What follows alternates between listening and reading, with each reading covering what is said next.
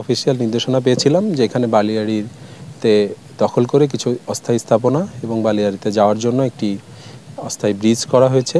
আমরা এই অভিযোগ তদন্ত করে সরেজমিন তদন্ত করে অভিযোগের সত্যতা পাওয়ায় এটা আমাদের রেগুলার অভিযান। এই অভিযান পরিচালনা করে আমরা এখানে যে অবৈধ স্থাপনাগুলো আছে স্থাপনাগুলো ভেঙে দিচ্ছি এবং ব্রিজটা অপসারণ করছি।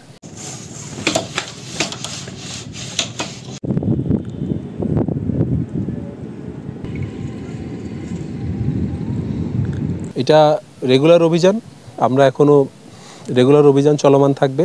আর এখানে মারমেড বিচ রিসোর্ট বলেছে যে তারা এটা করেছে, তারা যেগুলো সরাই দেওয়া হয়েছে বাকিগুলো তারা সরিয়ে নেবে।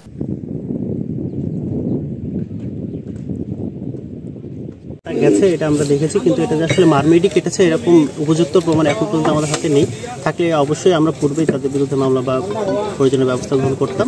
এখন আমরা এটা এসেছি তদন্ত সাপেক্ষে যদি তাদেরকে আমরা প্রযুক্ত পাই, আর যেহেতু আমাদের ইউনো স্যারও এখানে আছে, ইসলাম স্যার আছেন, ওনারা আমাদেরকে যে নির্দেশনা দিয়েছেন সেটা অনুযায়ী আমরা পরবর্তী মামলা বিষয়টা দেখবো।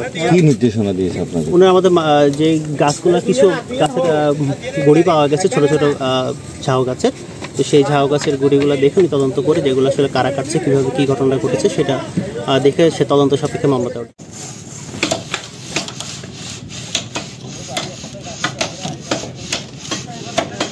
আমরা এই পর্যন্ত 3 থেকে 4 বার তাদেরকে বাধা দিয়েছি বিভিন্ন স্থাপনা নির্মাণের সময়, এবং তারা একাধিকবার আমরা আমাদের ইউনো স্যার যিনি ছিলেন তৎকালীন সময় ওনার সাথেও কনসাল্ট করেছি, ওনাকেও জানিয়েছি।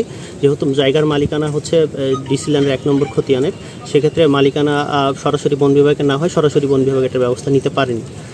ওনারা যে স্থাপনাগুলো করেছিল সেখানে গাছের ক্ষতি না করে করেছিল, যে কারণে আমরা সরাসরি ব্যবস্থা নিতে পারিনি পূর্বে।